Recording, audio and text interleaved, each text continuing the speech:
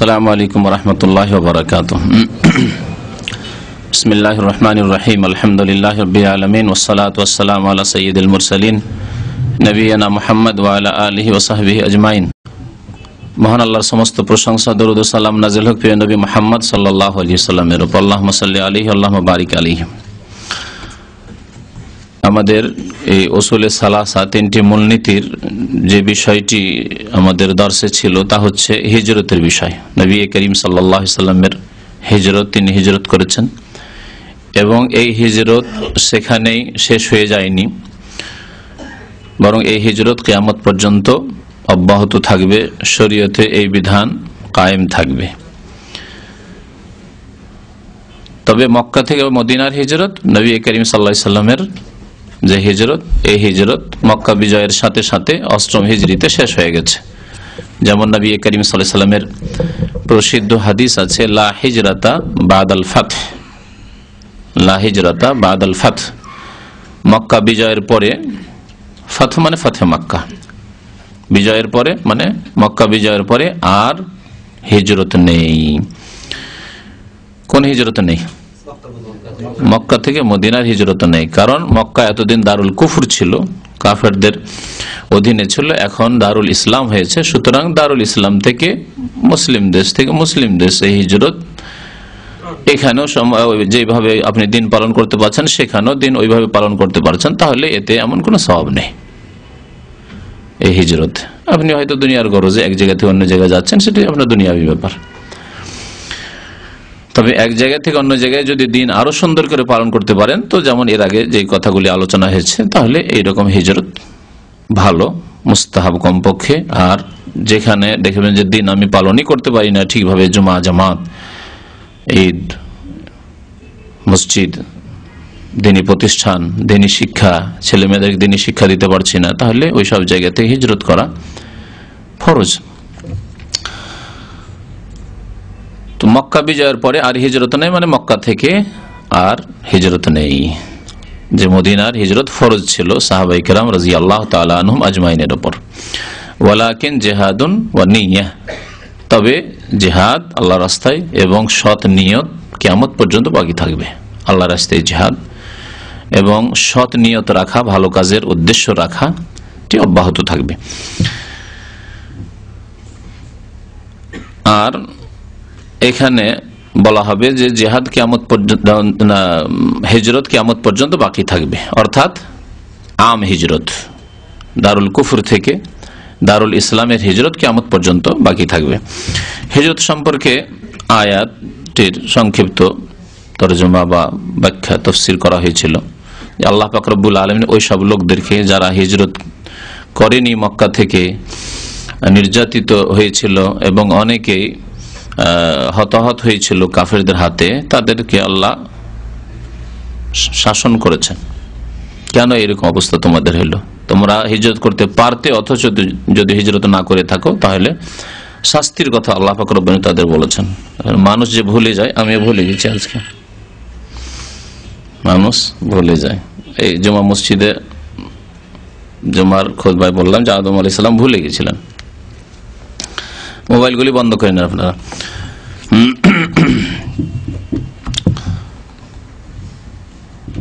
তো এইরকম মানুষ যারা দিন পালন করতে পারছে না, অথচ সেখানে থাকছে, ছেলে মেয়েদেরকে সেখানে ইসলাম শিখার কোনো ব্যবস্থা নেই, অথচ সেখানে থাকছে শুধু দুনিয়ার গরজে, সেই ছেলে মেয়েদের ভবিষ্যৎ অন্ধকার, ইসলামী ভবিষ্যৎ, ইমানি ভবিষ্যৎ অন্ধকার, এমন এলাকায় বসবাস করা জায়েজ নাই। এর উপর যদি সেখানে ক্ষণিকের বসবাস করতে হয়, বেশ কিছু শর্ত সাপেক্ষ করা যেতে পারে। সেগুলির বিস্তারিত আলোচনা শেখ ইবনে উসাইমিন রাহমাতুল্লাহ আলাইহি তার এই কিতাবের শারহা মানে ব্যাখ্যায় করেছেন। সময় হলে এর উপরে বিশেষ একটি আলোচনা আবার করব। তবে কিতাবটিকে এগিয়ে নেওয়ার জন্য, কিতাবের ব্যাখ্যা এগিয়ে নেওয়ার জন্য এই বিষয়টিকে সংক্ষেপ করছি। আল্লাহ পাক রব্বুল আলামিন হিজরত করার জন্য উৎসাহিত করেছেন। এইরকম অবস্থায় আল্লাহ ইরশাদ করেছেন সূরা আনকাবুতের আয়াত নম্বর 65-তে, ইয়া ইবাদিয়াল্লাযীনা আমানু, হে আমার মুমিন বান্দা, হে আমার ওই সব বান্দা আল্লাযীনা আমানু, যারা ঈমান নিয়ে এসেছো, বিশ্বাসী হয়েছো, ইন্না আরদি ওয়াসিআহ, নিশ্চয় আমার পৃথিবী, আমার জমিন প্রশস্ত, ফাইয়া ফাবুদুন, সুতরাং আমারই ইবাদত করো, আমারই ইবাদত করো। জমিন প্রশস্ত, যেখানে আল্লাহ পাকের সুন্দরভাবে ইবাদত বন্দেগী করতে পারবে সেখানে গিয়ে আমারই ইবাদত বন্দেগী করো। ইমাম বাগাবী রহমতুল্লাহ আলাইহি মুফাসসির ছিলেন, তার তাফসীরের প্রসিদ্ধ কিতাব রয়েছে, তাফসীর বাগাবী নামে প্রসিদ্ধ এই তাফসীর, হাদিস দিয়ে তিনি তাফসীর করেছেন, তাফসীর বিল মাসুর। তিনি বলছেন সাবাব নুজুল হাযিহিল আয়া ফিল মুসলিমিন, এই আয়াতটি যে নাজিল হয়েছিল মুসলিমদের সম্পর্কে, আল্লাযীনা বিমক্কা, ওই সব মুসলিম সম্পর্কে যারা মক্কায় ছিল, লাম ইউহাজিরু, আর হিজরত করেনি, তাদেরকে আল্লাহ বললেন যে হে বান্দারা, তোমরা মুমিন হয়েছো, আল্লাহ পাকের জমিন প্রশস্ত রয়েছে, মক্কায় থাকতে হবে, যেখানে নামাজ ঠিকভাবে আদায় করতে পারছো না, ইসলামের কথা প্রকাশ করতে পারছো না, নিজের ইমানের কথা, কলিমা পড়েছি, মুসলিম হয়েছি, মুমিন হয়েছি, প্রকাশ করতে পারছো না, এখানে থাকতে হবে তোমাদের। তোমাদের ধন সম্পদ আছে, বাড়িঘর আছে, জন্মভূমি ইত্যাদি, এসব অজুহাতে না, আল্লাহর জমিন প্রশস্ত, সুতরাং আল্লাহর প্রশস্ত জমিনে যেখানে স্বাধীনভাবে ভালোভাবে সুন্দর করে আল্লাহ পাকের ইবাদতবন্দি করতে পারবে সেখানে চলে যাও। নাদাহুমুল্লাহ বিইসমিল ঈমান, আল্লাহ পাক তাদেরকে ঈমানের নাম দিয়ে আহ্বান করেছেন, ইয়া আইয়ুহাল্লাযীনা, কি বলে, ইয়া ইবাদিয়াল্লাযীনা আমানু, মুমিন বলে আখ্যায়িত করেছেন, মুমিন মুসলিম।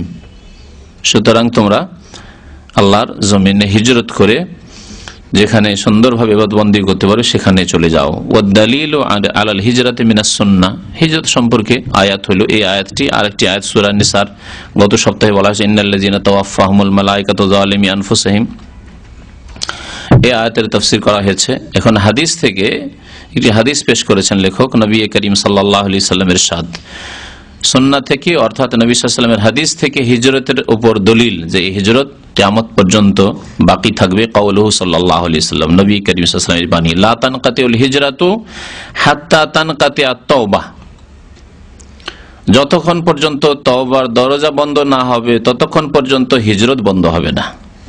লা তানকাতিউল হিজরা, ইনকিতা মানে বিচ্ছিন্ন হয়ে যাওয়া, বন্ধ হয়ে যাওয়া, থেমে যাওয়া। তো হিজরত বন্ধ হবে না যতক্ষণ পর্যন্ত তওবা না বন্ধ হয়ে যায়। তওবা কখন বন্ধ হবে? বলছেন নবী করিম সাল্লাল্লাহু আলাইহি ওয়াসাল্লাম, ওয়ালা তানকাতু তাওবাতু হাত্তা তাতুলু আশ-শামসু মিন মাগরিবিহা, আর তওবা অতক্ষণ পর্যন্ত বন্ধ হবে না, তওবার দরজা, যতক্ষণ পর্যন্ত পশ্চিম দিকে সূর্য উদয় না হয়ে যাবে। পশ্চিম দিক থেকে সূর্য ওঠা পর্যন্ত তওবার দরজা পৃথিবীর মানুষের জন্য খোলা থাকবে, মুমিনের জন্য খোলা থাকবে, এমনকি কাফেরের জন্য কলিমা পড়ার দরজা খোলা থাকবে। সবচেয়ে বড় তওবা হচ্ছে শিরক কুফরি থেকে তওবা করা, হ্যাঁ, আল্লাহর একত্ব তাওহীদের শাহাদাত দান করা, অঙ্গীকার করা, তাদের জন্য দরজা খোলা আছে।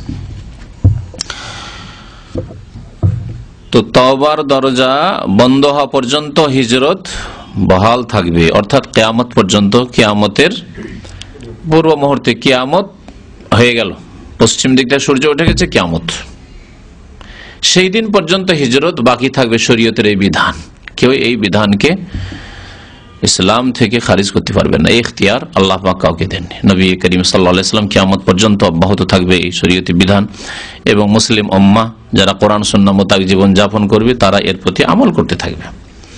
তাহলে হিজরত প্রয়োজনে হিজরত করতে হবে।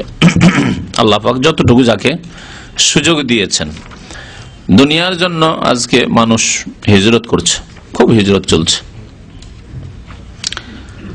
করাচিতে বহু বাঙালি মানুষ ব্যবসা বাণিজ্যের জন্য হিজরত করে অনেক আগে থেকে এসে আছে, আর আজকালকার যুগে শুরু হয়েছে, যাক মুসলিম দেশ থেকে মুসলিম দেশে এসে এসছে, যদিও রুজি রুটির জন্য এসছে, ভালো কথা এটি। কিন্তু মুশকিলটা হচ্ছে যে মুসলিম দেশ থেকে কাফের দেশে চলে যাওয়া, যেখানে গিয়ে দিন পালন করা অনেকটাই অসম্ভব। আর নিজে যদি কোন রকম 40 বছর বয়স হয়ে গেছে, আর পাপটা আর কি করব, নামাজ রোজা করে জীবনটা ভালো কাটাই, ছেলে মেয়েগুলি না ইহুদি নাসারা, হয় পুরোপুরি, আর না হইলে সভ্যতা সংস্কৃতি ধর্মকর্ম ভ্রুক্ষেপ ওইসব কিছুই নেই। অধিকাংশ মানুষদের এই অবস্থা। সুতরাং এই অবস্থায় কোনো মতেই জায়েজ নয়। আপনি বলুন, আমাদের এক বন্ধু মানুষ ইসলামের দাওয়াতের কাজে যাওয়ার রাস্তা খোলা আছে, মনে রাখবেন, কোরিয়া গিয়েছে,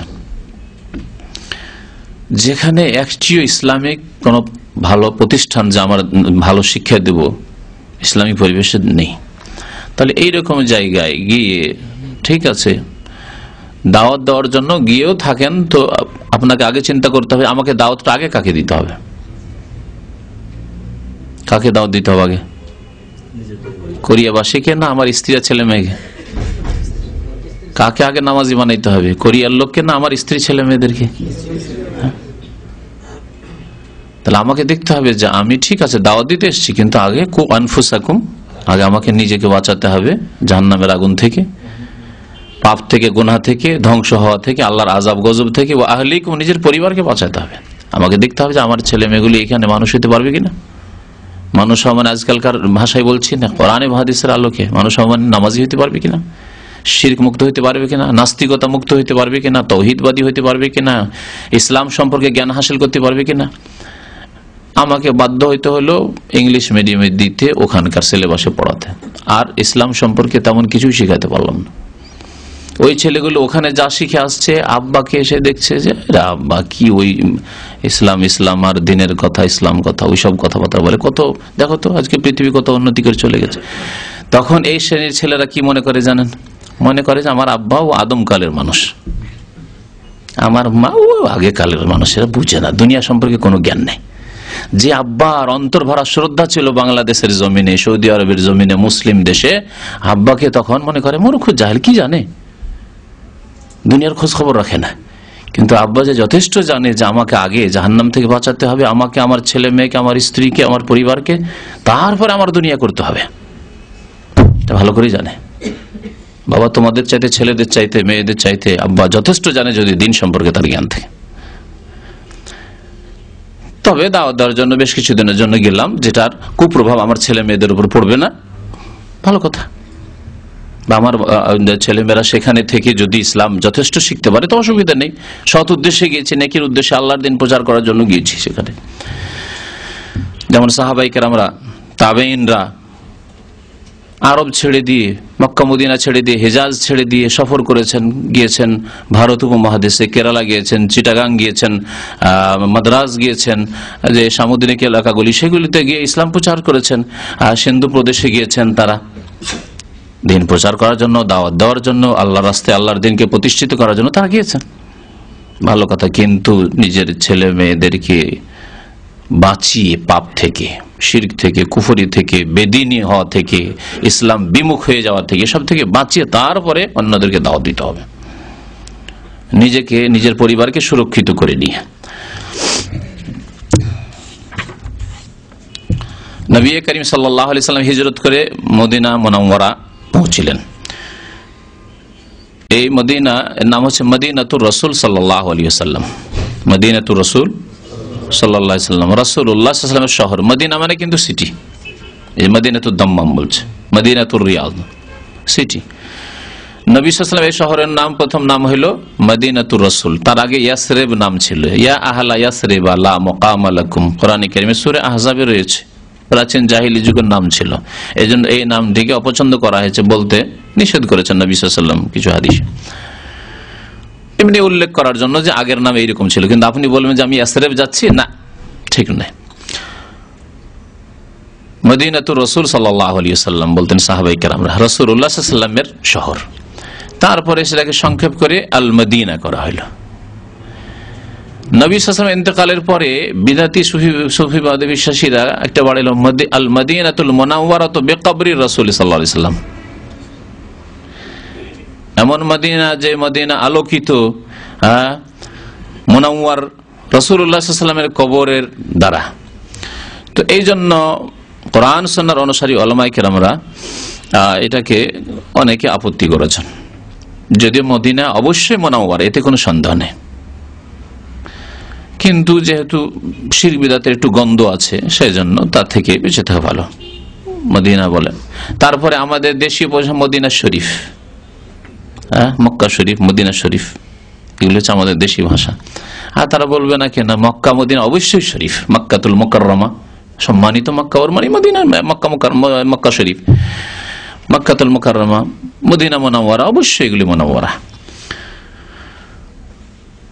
কিন্তু যেই স্থানগুলিকে নিয়ে শিরক শুরু হয়েছে মুসলিম উম্মতে, তার কারণে মুনাওয়ার এটি আপত্তিকর। দেশে যদি আজমির শরীফ হয়ে যেতে পারে, যে কোনো মাজারের এলাকা শরীফ, দরবার শরীফ, যে কোনো দরবার, যে কোনো জায়গায় আছে, খানকা আছে, পীরদের দরবার শরীফ, পুরপুরাদের, সারসিনাদের, এগুলো দরবার শরীফ বলে না, দরবার শরীফ। বরং ইজতেমা যেগুলি করছে এরা বলছে ইজতেমার জায়গাকে শরীফ বলছে, শরীফ। তো যাই হোক, এই শরীফ বলা, যেহেতু বিদাতি জায়গাগুলিকে শরীফ বলা আমাদের দেশের প্রচলন, সেই জন্য আমরা বিদাতের যাতে অনুকরণ না হয় বা বিদাতিদের অনুকরণ না হয়, সেজন্য এই ভাষাগুলি মদিনা শরীফ, মক্কা শরীফ না বলে উচিত। যদি আপনি এই নিয়তে বলেন যে মক্কা সম্মানিত মক্কাতুল মুকাররমা, মদিনা সম্মানিত মদিনা মুনাওয়ারা, তো অসুবিধা নেই, কিন্তু যাতে করে ওতে শিরকের গন্ধ না থাকে, যা হয়তো বিদাতি যে নিয়তে বলে থাকে। ফালাম্মাস্তাকাররা বিল মদিনাতে, মদিনা মুনাওয়ারায় বা মদিনাতুর রাসূল সাল্লাল্লাহু আলাইহি সাল্লামে যখন নবী করিম সাল্লাল্লাহু আলাইহি সাল্লাম অবস্থান আরম্ভ করলেন, স্থায়ী হয়ে গেলেন, যখন মদিনায় থাকতে হবে, আমারা বেবাকিয়াতে শারাইল ইসলাম, তখন ইসলামী শরীয়তের অবশিষ্ট বিধিবিধানগুলি, হুকুম আহকামগুলির আদেশ প্রদান করলেন।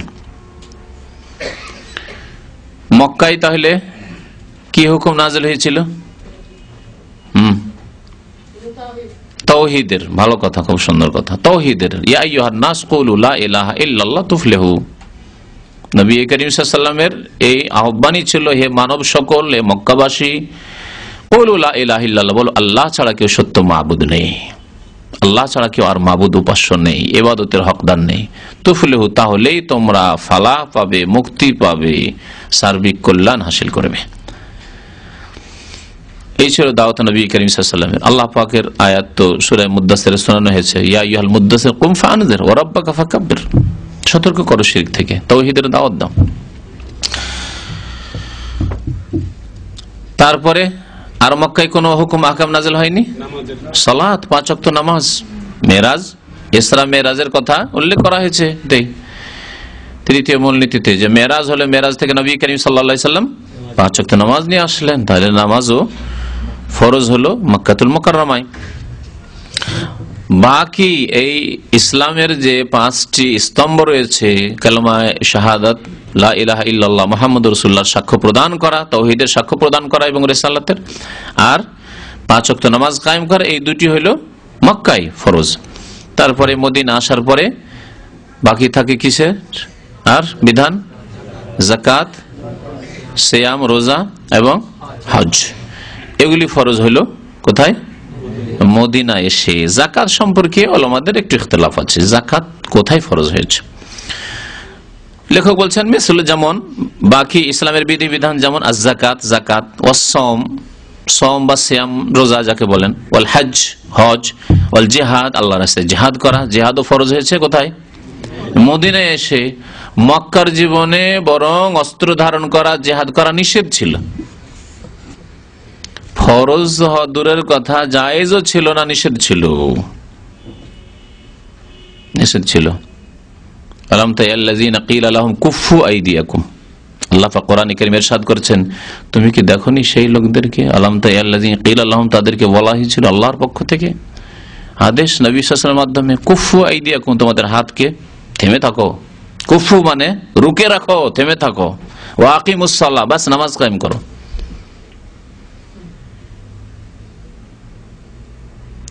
এখানে আল্লাহ পাক এই আয়াতে তাহলে কি বলেছেন?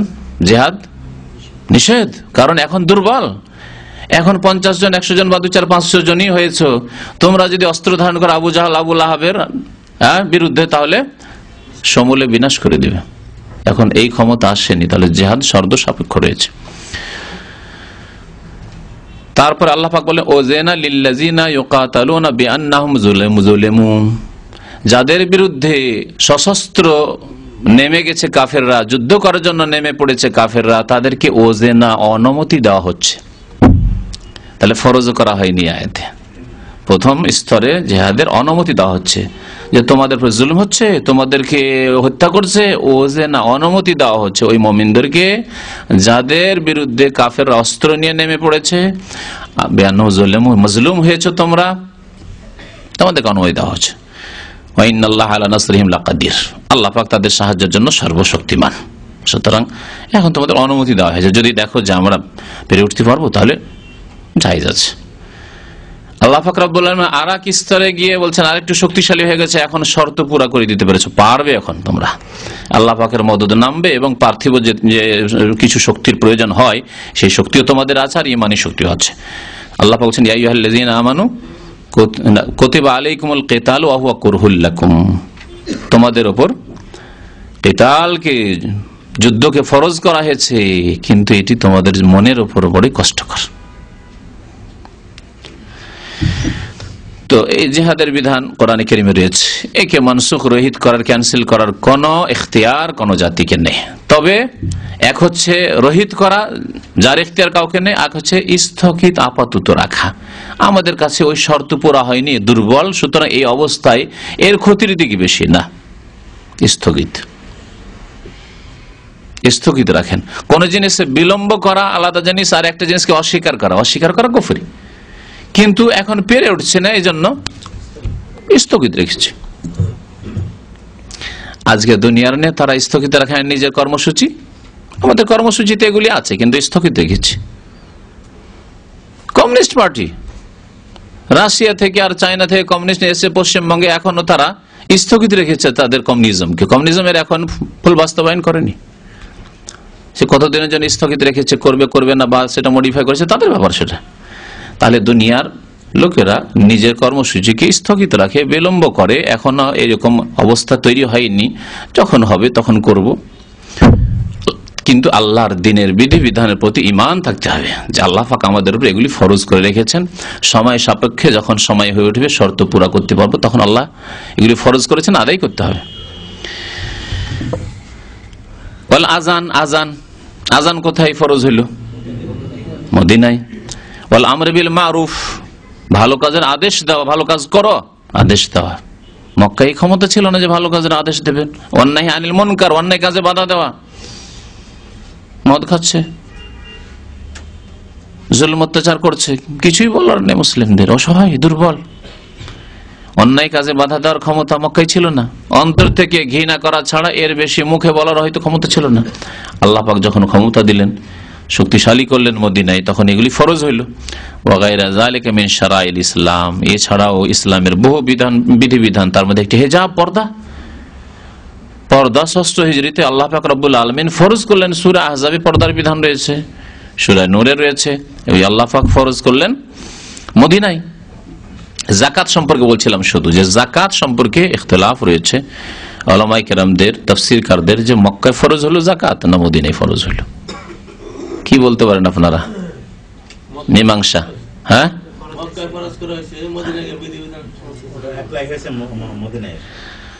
যারা বলেছেন এইরকম, তারা সমন্বয় করতে চেয়েছেন 2 রকমের আয়াতের মধ্যে। বেশ কিছু মক্কি সূরা রয়েছে, মক্কায় নাযিল হয়েছে সূরাগুলি মক্কি সূরা, লেখা আছে অমুক সূরা মক্কি, আর ওই সূরায় যাকাতের কথা উল্লেখ করা হয়েছে। তাহলে কি করে বলবো যে মদিনায় যাকাত ফরজ? তো মক্কাতেই হয়ে গেল তাহলে। আর যাকাতের যেগুলি বিস্তারিত বিধিবিধানের আয়াতগুলি রয়েছে, সেগুলি মাদানী সূরায় রয়েছে। এই জন্য একদল বলছেন যে না, মদিনায় যাকাত ফরজ হয়েছে, আর একদল বলছেন না, যখন মক্কি সূরাতে ওই আয়াতগুলি রয়েছে কিছু যাকাতের, সুতরাং যাকাতের আসল হুকুম চলে এসেছে। যাকাত যে ইসলামের ফরজ, ইসলামের রুকন, স্তম্ভ, এই কথাটি আল্লাহ পাক মুসলিম মুমিনদেরকে জানিয়ে দিয়েছেন মক্কাতেই। নবী করিম সাল্লাল্লাহু আলাইহি ওয়াসাল্লামের উপর ওহী হয়ে গেছে, কিন্তু তার মাসলা মাসাইল বিস্তারিত। যাকাত কত পরিমাণ দিতে হবে, কত পরিমাণ ধন সম্পদ হলে, স্বর্ণ কত হলে, চাঁদি কত হলে, খাদ্যদ্রব্য কত হলে, উট কয়টা হলে, ছাগল কয়টা হলে, গরু গাভী কয়টা হলে দিতে হবে, এগুলিকে নিসাব বলা হয়। এই নিসাব পরিমাণ এগুলি নির্ধারিত হয়েছে, এগুলির বয়ান এসেছে মদিনায় হিজরতের পরে।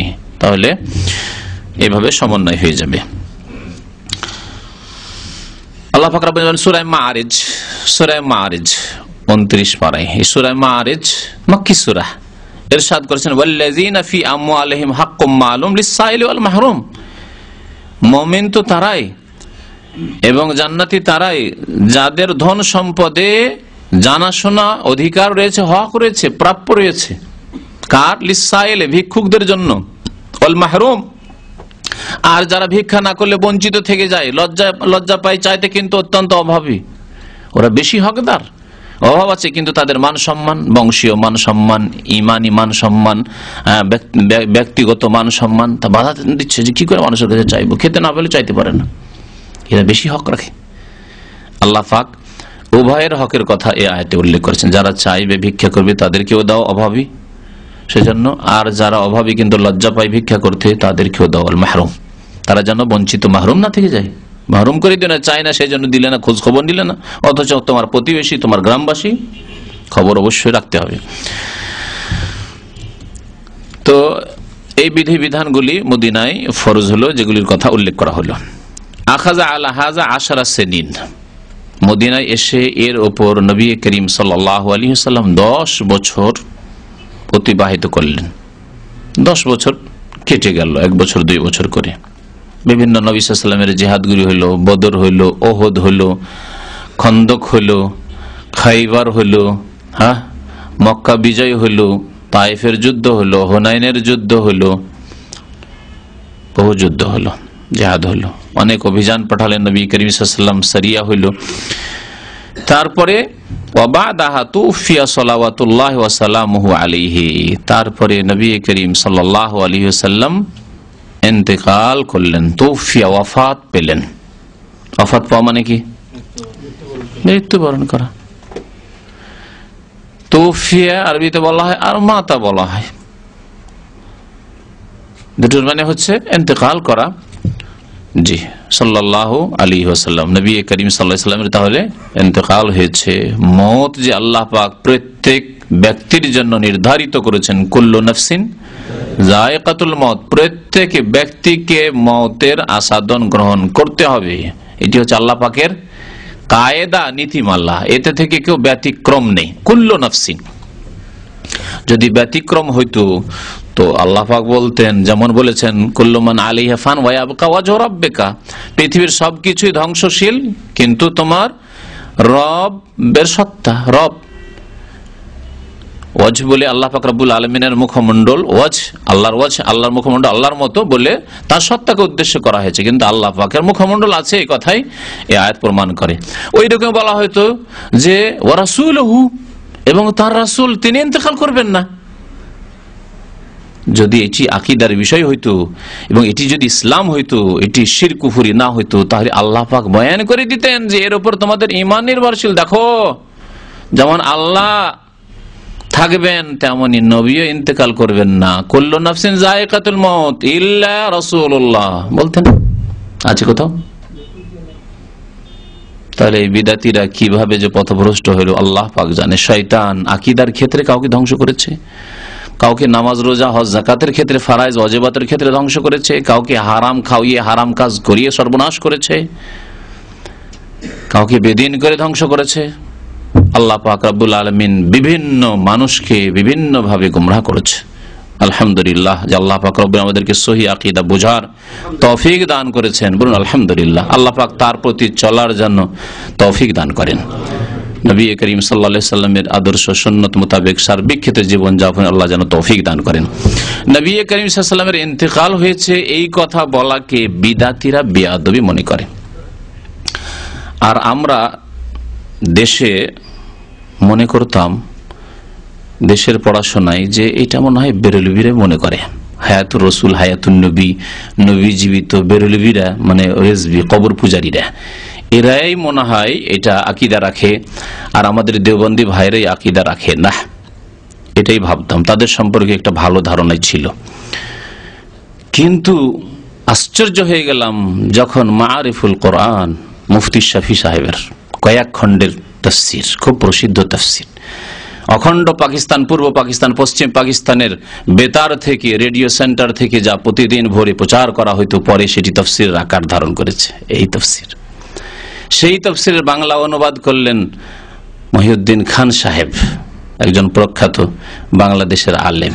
তাদের আকীদার অবস্থা, তারা সবাই দেওবন্দি নদুই। তাদের আকীদার অবস্থা যখন দেখলাম, সূরা আহজাব দেখার জন্য বলছি আপনার, সূরা আহজাবে আল্লাহ পাক যেখানে বলেছেন ওয়ালা আনতানকিহু আজওয়াজাহু আবাদা, নবী করিম সাল্লাল্লাহু আলাইহি ওয়াসাল্লামের বিবিগণকে তোমরা কখনো বিবাহ শাদী করবে না, এই আয়াতের তাফসিরে বলছেন শফি সাহেব, আর সেটিকে বাংলায় নকল করছেন মহিউদ্দিন খান সাহেব, মানে তারও আকীদা ওই আকীদা। আর এরা সব দেওবন্দের বা দেওবন্দি আকীদার শীর্ষস্থানীয় আলেম, শুধু আলেম নয়।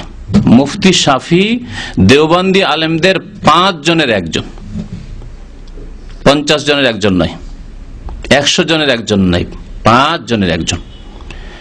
তার এই আকীদা কি বলছে যে নবী করিম সাল্লাল্লাহু আলাইহি ওয়াসাল্লামের বিবিগণকে এই জন্যই বিবাহ করতে নিষেধ করা হয়েছে যে যেহেতু তিনি জীবিত। দেখতে চান যে তাফসীরটি এই কারণে, এইরকম বহু ভুল থাকার কারণে সৌদি আরব ছাপিয়ে দিয়েছিল, তাদের উপর আস্থা ভরসা করে যে তারা সঠিক কথা হয়তো বলেছে, তাফসীর খুব সুন্দর, কিন্তু যখন দেখা গেল যে এরকম শিরকি বিদাতি কথায় ভরা, তাবিজ তোমারে আর সুফিবাদে আর পীর মুরিদিতে ভরা, আল্লাহ নিরাকার এসব বদাকিদাই ভরা। সূরা আত-তিন ওয়াজ জাইতুনের তাফসীর দেখেন, আল্লাহ নিরাকার, নিঃসন্দেহে আল্লাহ নিরাকার বলছে মুফতি শফি সাহেব বলছেন, আর ওর বাংলা তর্জমা করেছে খান সাহেব, আর ওটাকে নিয়ে এসে পেশ করছে সৌদি সরকারের কাছে যে আপনার কিং ফাহাদ কমপ্লেক্স থেকে একটা খুব ভালো তাফসীর আছে, ছাপিয়ে দেন, খুব ভালো হবে, উম্মতের ফায়দা হবে। কি ফায়দা? আল্লাহ নিরাকার, আর তাবিজ করা মুস্তাহাব, আর সুফিবাদ পীর মুরিদি ভালো, আধ্যাত্মিক উন্নতির জন্য পীর ছাড়া কোনো উপায় নেই। আর তারপরে আপনার নবী সাল্লাল্লাহু আলাইহি ওয়াসাল্লাম যেহেতু জীবিত, সেজন্য তার বিবিগণকে বিবাহ করতে নিষেধ করা হয়েছে। তো আরে বাবা খান সাহেব আর মুফতি সাহেব তো গেছেনই দুনিয়া থেকে, আল্লাহ পাক ভালো জানেন যে কি হবে। বাকি কথা হলো যে তাদের যারা ভক্ত তাদেরকে বলছি যে বাবারা, আল্লাহর হস্তে বলো, তাহলে আমার মাঝে আর আপনার মাঝে আর রাসূলুল্লাহর মাঝে কি পার্থক্য থাকলো? বরং একজন হিন্দু, ইহুদি, খ্রিস্টান আর রাসূলুল্লাহ সাল্লাল্লাহু আলাইহি ওয়াসাল্লাম মাঝখানে কি পার্থক্য থাকলো? কোনো পার্থক্য থাকলো না। কারণ একজন হিন্দুর বিবিকেও, একজন ইহুদির বিবিকেও আপনার বিবাহ করা জায়েজ নয়। একজন মেয়েকে আহলে কিতাবকে বিয়ে করা জায়েজ আছে, হিন্দু না হয় মুশরিক আছে বা বৌদ্ধ মুশরিক, কিন্তু আহলে কিতাব ইহুদি খ্রিস্টান তাদের মেয়েকে বিবাহ করা জায়েজ আছে না? জায়েজ আছে, এই মাসলা মনে রাখবেন। তবে তাদেরকে মেয়ে দেওয়া জায়েজ নয়, হারাম। মুসলিম মেয়ে ইহুদি খ্রিস্টান যেমন পশ্চিমা দেশে হচ্ছে, সাবধান।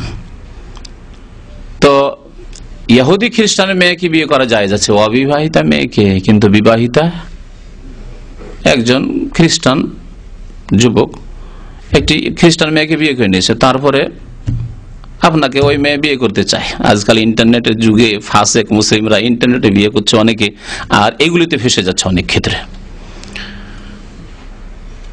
তো ঘটনা বাড়িতে যাচ্ছে না, অনেক ঘটনা মনে চলে আসছে এই কথাগুলি বলতে গিয়ে, অনেক ঘটনা মনে চলে আসছে। খ্রিস্টান মেয়ের উপর আস্থা করছে, আর তার মুসলিম জন্মগত মুসলিম মেয়ে বিয়ে করে আছে, না না আমার স্ত্রী সম্পর্কে সন্দেহ। আর একটা খ্রিস্টান মেয়ে ইন্টারনেট তার সাথে যোগাযোগ করেছে, ওকে বিশ্বাস করছে। হতে পারে তার স্বামী থাকতে পারে। কোন মেয়ে যদি খ্রিস্টানও হয়, ইহুদিও হয়, আর তার যদি স্বামী থাকে, তাহলে আল্লাহ পাক হারাম করেছেন ওয়াল মুহসানাতু মিনান নিসাই। ওয়াল মুহসানাত মানে এখানে মুতাজাওয়াজাত, বিবাহিতা কোন মহিলা তোমাদের জন্য হারাম। কারো বিবাহ বন্ধনে চলে গেছে, তোমার জন্য হারাম হয়ে গেছে। বরং বিভ্রান্ত করা যে তুমি তার কাছে থাকিও না, চলে এসো, তুমি তালাক নিয়ে, এটিও হারাম। নবী করিম সাল্লাল্লাহু আলাইহি ওয়াসাল্লাম বলেছেন লাইসা মিন্না মান খাব্বাবা ইমরাতান আলা যাওজিহা, আমার উম্মতের অন্তর্ভুক্ত নয় কোন মানুষ যদি কোন মহিলাকে তার স্বামী সম্পর্কে তার অন্তরে ঘৃণা জন্ম দেয়, খারাপ করে দেয়, মন মেজাজ খারাপ করে দিল, বলে যে ধুর এইরকম স্বামী নিয়ে আসো, তোমাকে ভালো স্বামীর ব্যবস্থা করে দেবো, আমি বিয়ে করবো, দেখছো তো আমাকে, আর তোমার স্বামী কত দেখতে কুৎসিত, ও গরিব, সেই ব্যক্তি নবী করিম সাল্লাল্লাহু আলাইহি ওয়াসাল্লামের উম্মতের অন্তর্ভুক্ত নয়। জি, এই হচ্ছে ইসলাম। তাহলে বলুন, একজন ইহুদি খ্রিস্টান বা একজন মুসলিম বিবাহ করে নিয়েছে, বিবাহ বন্ধনে আছে, ওই মেয়ে কোন মানুষের জন্য জায়েজ নয়, কারণ অমুকের স্ত্রী। তাহলে রাসূলুল্লাহ সাল্লাল্লাহু যতক্ষণ বেঁচে আছে, ইন্তেকাল করে গেলে ইদ্দতের পরে জায়েজ। ওই রকমই যদি রাসূলুল্লাহ সাল্লাল্লাহু আলাইহি ওয়াসাল্লামের বিষয়টিও হয় যে যেহেতু নবী সাল্লাল্লাহু আলাইহি ওয়াসাল্লাম জীবিত সেই জন্য তার বিবিরা কারোর জন্য জায়েজ ছিল না, তাহলে পার্থক্য কি থাকলো? রাসূলের সম্মান করলেন না মানহানি করলেন? চিন্তা করুন, চিন্তা করতে বলছি।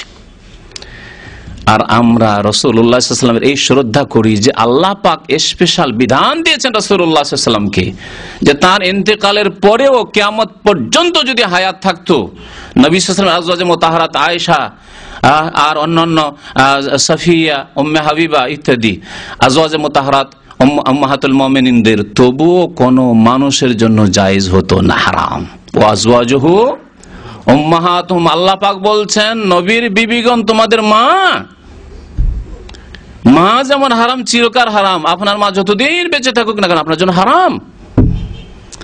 ওই রকমই নবী করিম সাল্লাল্লাহু আলাইহি ওয়াসাল্লামের বিবিগণ হারাম, শ্রদ্ধা সম্মান ইহতিরামের জন্য হারাম। এই জন্য হারামের কজ এই নয়, কারণ এই নয় যা শফি সাহেব লিখছেন আর খান সাহেব তর্জমা করছেন বাংলায় যে যেহেতু নবী জীবিত আছেন সেই জন্য হারাম। না, কোনো সম্মান করলেন না, মানহানি নিজেরাই করছেন আর খোঁজ খবর রাখেন না সহিহ আকীদার। বড় আফসোস। কারো যদি সন্দেহ, আয়াত বলে দিচ্ছি, আয়াতে তো সূরা আহজাবের তাফসীর দেখে নেবেন, আশ্চর্য আপনি হয়ে যাবেন পড়ে। নবী করিম সাল্লাল্লাহু আলাইহি ওয়াসাল্লামের তাহলে ইন্তেকাল হয়ে গেছে। দলিল নবী সাল্লাল্লাহু আলাইহি ওয়াসাল্লামের ইন্তেকালের এক তো কুল্লু নাফসিন যায়কাতুল মাউত আম, যে প্রত্যেক নফসকে, যার শ্বাস প্রশ্বাস আছে, যার আত্মা আছে, তার মওত আছে। কুল্লু নাফসিন যায়কাতুল মাউত। আর তারপরে আবু বকর সিদ্দিক রাদিয়াল্লাহু তাআলা আনহু নবী সাল্লাল্লাহু আলাইহি ওয়াসাল্লামের তিরোধানের পরে যেই মসজিদ নববীতে খুতবা দিয়েছিলেন, বক্তব্য করেছিলেন, যেই সময় ওমর রাদিয়াল্লাহু তাআলা পাগলের মতো বকছিলেন, হুঁশ হারিয়ে ফেলেছিলেন যে না হইতে পারে না এরকম যে নবী সাল্লাল্লাহু আলাইহি ওয়াসাল্লাম আমাদেরকে ছেড়ে দিয়ে ইন্তেকাল করেছেন, না, যে বলবে মুহাম্মদ সাল্লাল্লাহু আলাইহি ওয়াসাল্লাম ইন্তেকাল হয়েছে তাকে একবারে দেব শেষ করে। সেই সময় বক্তব্য করেছিলেন ঐতিহাসিক বক্তব্য, স্বর্ণ অক্ষরে লেখার মতো বক্তব্য। আবু বকর সিদ্দিক রাদিয়াল্লাহু তাআলা রাসূলুল্লাহ সাল্লাল্লাহু আলাইহি ওয়াসাল্লামের খলিফা, খলিফাতুল মুসলিমিন, খলিফাতু রাসূলিল্লাহ বলেছেন আলা মান কানা ইয়াবুদু মুহাম্মাদান ফাইন্না মুহাম্মাদান কাদ মাত। শুনে রাখো, যদি কোনো মানুষ মুহাম্মদ সাল্লাল্লাহু আলাইহি ওয়াসাল্লামের পূজা করে থাকে এতদিন, তাহলে জেনে রাখো যে মুহাম্মদ সাল্লাল্লাহু আলাইহি ওয়াসাল্লাম কাদ মাতা, তিনি মওত পেয়ে গেছেন, ইন্তেকাল করে গেছেন। মাতা ইয়ামুতু মাউতান, গ্রামার ভালো করে বুঝেন আপনারা। নাহু সারফের অভাব নাই, কিন্তু সহিহ আকীদার অভাব আছে। মাদ্রাসায় নাহু সারফ যথেষ্টই পড়েছেন, ফিকহও যথেষ্ট পড়েছেন, কিন্তু সহিহ আকীদার বড়ই ত্রুটি আছে, বড় ত্রুটি রেখে দিয়েছে এখানে, যার ফলে সহিহ আকীদা নেই। ভ্রান্ত আকীদার উপরে মনে করছে যে খুব খুশি, যে খুব সহিহ আকীদার পর আমরা খুব বেশ দিনের কাজ করে যাচ্ছি, মসজিদ মাদ্রাসা ইত্যাদি করে যাচ্ছি, ইসলামিক প্রতিষ্ঠান, ইসলামিক বই ছাপাচ্ছি, ইসলামিক পাঠাগার, অনেক কিছুই করছি। তারপরে ওমান কানা ইয়াবুদুল্লাহ, আর যেই ব্যক্তি আল্লাহর ইবাদত বন্দেগী করতো, শোনো সাহাবায়ে কেরাম সবাই জমা হয়ে গেছেন। আবু বকর সিদ্দিকের খুতবা শুরু হতে সবাই এসে জমা হয়ে গেছেন তার সামনে। ওমর রাদিয়াল্লাহু তাআলা আনহু একাই পড়ে গেছেন, কারণ আবু বকর সিদ্দিক রাদিয়াল্লাহু তাআলা আনহুর শ্রেষ্ঠত্ব জানতেন ভালো করে সাহাবায়ে কেরামরা, আর বক্তব্য শুনে সবাই হাজির হয়ে গেছেন। ওমান কানা ইয়াবুদুল্লাহ, যারা আল্লাহ পাকের ইবাদত বন্দেগী করতো, সে জেনে রাখুক ফাইনাল্লাহ হাইয়ুন লা ইয়ামুত, আল্লাহ পাক চিরঞ্জীব। আল হাইকে একমাত্র আল্লাহ। যদি নবী সাল্লাল্লাহু আলাইহি ওয়াসাল্লাম ইন্তেকাল করেননি সেই জন্য তার বিবিরা হারাম, তো তিনিই তো হাই হয়ে যান, তাহলে তিনিও চিরঞ্জীব। তাহলে আল্লাহ পাকে আর রাসূলে কি পার্থক্য হয়? খালেক আর মাখলুকে কি পার্থক্য হয়? আবদ আর মাবুদে কি পার্থক্য হয়? রব আর মারবুবে কি পার্থক্য হয়? রব আর মারবুব, নবী করিম সাল্লাল্লাহু আলাইহি ওয়াসাল্লাম মারবুব, আল্লাহ পাক রব। আল্লাহ পাক মাবুদ, নবী সাল্লাল্লাহু আলাইহি ওয়াসাল্লাম আবদ। আল্লাহ পাক খালেক, নবী করিম সাল্লাল্লাহু আলাইহি ওয়াসাল্লাম মখলুক। আল্লাহ পাক হাই, নবী করিম সাল্লাল্লাহু আলাইহি ওয়াসাল্লাম মাইয়িত। তারপরে সুম্মা কারা, এই আয়াতটি পাঠ করেছিলেন, শুনেন আয়াত। ওয়ামা মুহাম্মাদুন ইল্লা রাসূলুন কাদ খালাত মিন ক্বাবলিহি রাসূল, মুহাম্মদ সাল্লাল্লাহু আলাইহি ওয়াসাল্লাম কিছুই নন, কি একমাত্র একজন রাসূল। ওয়ামা মুহাম্মাদুন শাব্দিক তরজমা করলাম, সেই জন্য কিছুই নন বললাম। মুহাম্মদ সাল্লাল্লাহু আলাইহি ওয়াসাল্লাম একমাত্র একজন রাসূল। কাদ খালাত মিন ক্বাবলিহি রাসূল, তার পূর্বে অনেক রাসূল চলে গেছেন। বিদায় হয়ে চলে গেছেন। আফাই মাতা, সুতরাং তিনি যদি ইন্তেকাল করেন, মাতা ইয়ামুতু, ইন্তেকাল করেন, আও কোতিলা, অথবা তাকে যদি আল্লাহর শত্রু, আল্লাহর দিনের শত্রু, রাসূলের দুশমনরা হত্যা করে দিয়ে থাকে, তিনি হত্যা হয়ে গিয়ে থাকেন, ইন কালাবতুম আলা আকাবিকুম, তাহলে তোমরা কি তোমাদের পৃষ্ঠদেশের দিকে ফিরে যাবে, উল্টো হয়ে ফিরে যাবে দিন থেকে? না, দিনের উপর অটল থাকো। এখানে আরেকটি কথা বলি, নবী করিম সাল্লাল্লাহু আলাইহি ওয়াসাল্লামের ইন্তেকাল হয়েছে, কিন্তু শাহাদাতের ইন্তেকাল হয়েছে, যেটা অনেকেই জানে না অথবা শুনলেও ভুলে যায়। নবী করিম সাল্লাল্লাহু আলাইহি ওয়াসাল্লাম শহীদ হয়েছেন ইহুদিদের হাতে, ইহুদিদের হাতে শহীদ হয়েছেন। জানেন এই ঘটনা? নবী করিম সাল্লাল্লাহু আলাইহি ওয়াসাল্লামকে খাইবারের ইহুদি মহিলা কি দিয়েছিল? বিষ মাখানো গোশত দিয়েছিল, ছাগলের রান দিয়েছিল। নবী সাল্লাল্লাহু আলাইহি ওয়াসাল্লাম খেয়ে নিয়েছিলেন, তার সাথে কয়েকজন সাহাবায়ে কেরাম খেয়ে নিয়েছিলেন। ওহী আসলো, সাথে সাথে ছেড়ে দিলেন। সাহাবায়ে কেরাম কয়েকজনের ইন্তেকাল হয়ে গেছিল এই ঘটনার সাথে সাথে। আল্লাহ পাকের দিনের কাজ বাকি ছিল, তাই আল্লাহ পাক তার স্পেশাল কুদরতে, খাস কুদরতে কামেলায় নবীকে বাহায়াত রাখলেন এই ঘটনার পরে। 7ম হিজরিতে খাইবারের বছর, তারপর থেকে কয়েক বছর আল্লাহ পাক তাকে রাখলেন। দিন যখন পূর্ণতা লাভ করলো, আল্লাহ পাক আয়াত নাজিল করে দিলেন বিদায় হজে, আল-ইয়াউমা আকমালতু লাকুম দীনাকুম ওয়া আতমামতু আলাইকুম নি'মাতি ওয়া রাদিতু লাকুমুল ইসলাম দীনা। দিন কমপ্লিট করে দিয়েছি, নিয়ামত পুরা করে দিয়েছি এবং তোমার জন্য ইসলামকে দিন স্বরূপ মনোনীত করেছি তোমাদের জন্য। আল্লাহ পাক সূরা নসর নাযিল করলেন, ইযা জা নাসরুল্লাহি ওয়াল ফাতহু ওয়া রাআইতান নাস ইয়াদখুলুনা ফি দীনিল্লাহি আফওয়াজা ফাসাব্বিহ বিহামদি রাব্বিকা ওয়াস্তাগফিরু ইন্নাহু কানা তাওয়াবা। এখন কাজ যখন শেষ হয়েছে, বিজয় চলে এসেছে, আল্লাহর সাহায্য চলে এসেছে, মানে দিনের কাজ হয়ে গেছে, এখন বেশি বেশি আখিরাতের কিছু সম্বল, ফাসাব্বিহ বিহামদি রাব্বিকা, প্রশংসার সাথে সাথে আল্লাহ পাকের তাসবিহ বেশি বেশি করুন, ওয়াস্তাগফির, আল্লাহর কাছে ক্ষমা মার্জনা কামনা করুন, বেশি বেশি ইস্তেগফার করুন এবং প্রস্তুতি নেন আখিরাতে পাড়ি দেওয়ার জন্য। নবী করিম সাল্লাল্লাহু আলাইহি ওয়াসাল্লাম শহীদ হলেন, এটা কেমন করে বুঝবো? তখন তো বেঁচে গেলেন, তাহলে আর শহীদ হলেন কেমন করে? হ্যাঁ, নবী করিম সাল্লাল্লাহু আলাইহি ওয়াসাল্লাম বলছেন ইন্তেকালের পূর্ব মুহূর্তে যে আমি এখন বুঝতে পারছি যে আমার আবহর নামক যে শিরা রয়েছে, সে শিরাটি মনে হচ্ছে ছিন্ন ভিন্ন হয়ে গেল, আর ওই বিষ, যে বিষ আমাকে দেওয়া হয়েছিল খাইবারে, সেই বিষের কষ্ট আমি এখন অনুভব করছি। আল্লাহ পাক শাহাদাতের মর্যাদা দিয়েছেন পীর রাসূল সাল্লাল্লাহু আলাইহি সাল্লামকে এইভাবে। তো আল্লাহ পাক তাই বলেছেন যে তিনি যদি ইন্তেকাল করেন অথবা তাকে যদি খুন করে দেয় এই ইহুদিরা, তো ইনকালাবতুম আলা আকাবিকুম, তোমরা উল্টো দিকে ফিরে যাবে দিন থেকে, দিনের উপর অটল থাকো। দিন তোমাদেরকে আমানত দিয়ে চলে গেছেন, এখন আমানতকে আগে বাড়াও, সারা বিশ্বের মানব জাতি পর্যন্ত পৌঁছাও, এই তোমাদের দায়িত্ব।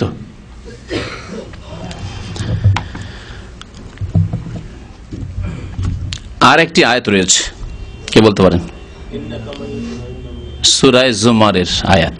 আল্লাহ পাক ইরশাদ করেছেন, ইন্নাকা মাইয়াতুন ওয়া ইন্নাহুম মাইয়াতুন, হে নবী নিশ্চয় আপনি মৃত। মাইয়াত আজকে বাংলা ভাষায় আমরা ঘরে ঘরে বলি, গ্রাম অঞ্চলে বলি যে মাইয়াতকে দাফন করতে গিয়েছিলাম, তাড়াতাড়ি মাইয়াতকে দাফন করো, মাইয়াতকে গোসল দাও, বলি না? মাইয়াত, মাতা ইয়ামুতু থেকে মাইয়াত মানে মৃত, মত মানে মৃত্যু, আর মাইয়াত মানে মৃত। ইন্নাকা নিশ্চয় আপনি মৃত, মানে আপনি মরবেন। ওয়া ইন্নাহুম মাইয়াতুন, এবং তারাও মরবে, তারাও মাইয়াত হবে। সুম্মা ইন্নাকুম ইয়াওমাল কিয়ামাতি ইনদা রাব্বিকুম তাখতাসিমুন, তারপরে আল্লাহ পাকের দরবারে হাজির হইতে হবে, আর প্রত্যেকে সেখানে গিয়ে জবাবদিহি করবে, বাদানুবাদ করবে, আল্লাহ এটা করিনি, হ্যাঁ এই কথা, আল্লাহ তুমি মাফ করে দাও, আল্লাহ ভুল করেছিলাম, আল্লাহ সুযোগ দাও। তাখতাসিমুন, তখন আর কর্মক্ষেত্র থাকবে না, যা করার এখান থেকেই করো, সম্বল কিছু নিতে হবে এখান থেকেই নাও। সূরা জুমার আয়াত নম্বর 30। তাহলে এরপরে এই আয়াতগুলি বয়ান করে দেওয়ার পরেও কে বলবেন না হায়াতুন নবী, হ্যাঁ নবী জীবিত ছিলেন, তাহলে তাদের হেদায়েতের মালিক আল্লাহ পাক রব্বুল আলামিন। ইন্নাকা লা তাহদি মান আহবাবতা, যাদের হেদায়েত ভালোবাসো তাকে তুমি হেদায়েত করতে পারবে না হে নবী, ওয়ালাকিন্নাল্লাহ ইয়াহদি মান ইয়াশা। হেদায়েত আল্লাহ পাকের এত মহান নিয়ামত, আজিম নিয়ামত, যাকে ইচ্ছা আল্লাহ হেদায়েত করবেন। একজন সাধারণ অশিক্ষিত মানুষ, চাষি মানুষ, গরিব মানুষ, দুঃখী মানুষ, ক্লিনার মানুষ, তাকে আল্লাহ পাক হেদায়েত করছে। মাদ্রাসা পড়া আলেম গোড়া হয়ে থেকে যাচ্ছে তাসো আমি বুঝি না, কোরআন হাদিস বুঝেন না, কোরআনের আয়াত বুঝেন না, আপনি আল্লাহ পাক কেন হেদায়েত করেন আপনাকে? কি করে আজ পর্যন্ত এই কোরআন আয়াতগুলি আপনার সামনে দিয়ে যায় না? কি করে আপনি বলছেন নবী জীবিত, সেই জন্য তার বিবিগুণ হারাম? হ্যাঁ, তো নবী বেঁচে রয়েছেন, কি করে বলছেন আপনি? তারা বলছেন আল্লাহ যে বলেছেন শহীদদেরকে, তাদের হায়াত রয়েছে, তাদেরকে মৃত বলিও না। সংশয় এখানে, শয়তান ওখানে ওয়াসওয়াসা দিয়েছে, শুবহাত, অন্তরের রোগ ব্যাধি সৃষ্টি করেছে। এর জবাব শুনে রাখুন ভালো করে। আল্লাহ পাক বলছেন মারাও গেছেন আর হায়াতও আছে, তাহলে সমন্বয় করতে হবে না? একটা নিতে হবে আরেকটাকে ছেড়ে দিতে হবে?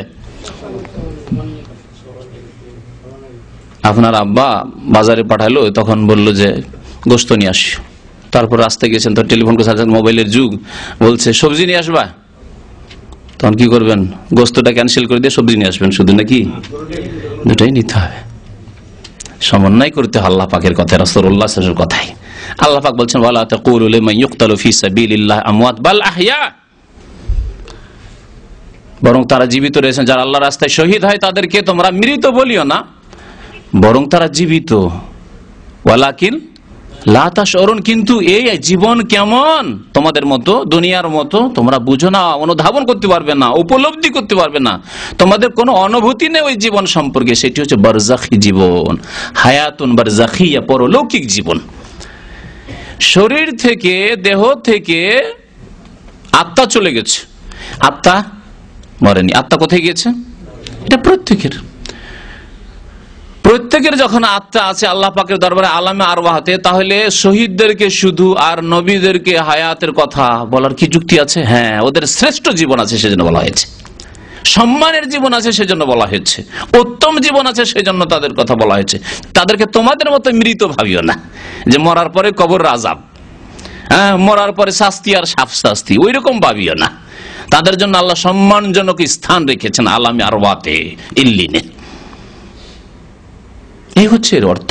এর অর্থ এই নয় যে বাল আহিয়াউন, বরং জীবিত মানে আমাদের মতো জীবিত, আমাদের মতো জীবিত কথা কোথায় পেলে? আর মাসিক মদিনার কোন এক সংখ্যায় কয়েক বছর আগে এটাও লিখেছে যে নবী আমাদের মতো জীবিত। আরো আশ্চর্য,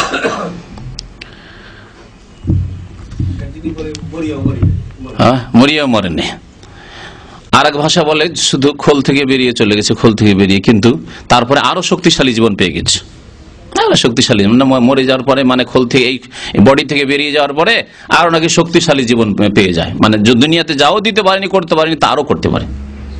সব শিরকি কথা। জি, কোনটি? কোন হাদিস? নবী করিম সাল্লাল্লাহু আলাইহি ওয়াসাল্লাম কবরে সালামের জবাব দেই, রূহ ফিরিয়ে দেওয়ার হাদিস। প্রথম কথা, দুটি মত রয়েছে এই সম্পর্কে। একদল ওলামারা বলছেন হাদিস জয়ীফ, কিছু ওলামারা বলছেন হাদিস হাসান বা সহিহ। তাহলে এটিও পরলৌকিক বিষয়। জবাব দেন নবী সাল্লাল্লাহু আলাইহি ওয়াসাল্লাম। প্রত্যেক সময় তো সালাম আর সালাত চলতি আছে, নামাজ চলতি আছে, আসসালামু আলাইকা ইয়া নবী বলতে আছেন, আত্তাহিয়াতুতে আল্লাহুম্মা সাল্লি আলা মুহাম্মদ বলতেই আছেন, আর ওখানে গিয়েও সালাম চলতেই আছে। তাহলে সবসময় জীবিত। দুনিয়ার ওপর যদি কিয়াস করে ধারণা করেন যে পৃথিবীর মতো পরলৌকিক জীবন, তাহলে কখনো বুঝতে পারবেন না। তাই আল্লাহ বলেছেন ওয়ালাকিল্লাহ তাশউরুন, তোমরা উপলব্ধি করতে পারবেন পরলৌকিক জীবন কেমন। আমি একটি আরো উদাহরণ দিই, আর এটি আমার শুধু নয়, অনেক গবেষক ওলামারা লিখেছেন যে মায়ের পেটে যে শিশু থাকছে তারও জীবন আছে, আর আমারও জীবন আছে, আপনারও জীবন আছে। মায়ের পেট থেকে ভূমিষ্ঠ হয়ে যে বাচ্চা শিশু চলে এসছে, একদিন, 3 দিনের, 4 দিনের ছেলে, তারও জীবন আছে। দুটো জীবনে কত পার্থক্য! তাহলে দুনিয়ায় যদি এত পার্থক্য থাকে পেটে আর পেটের বাইরে আসায়, তাহলে দুনিয়ার আখেরাতে, বারজাখে আর দুনিয়ায় কত পার্থক্য রয়েছে।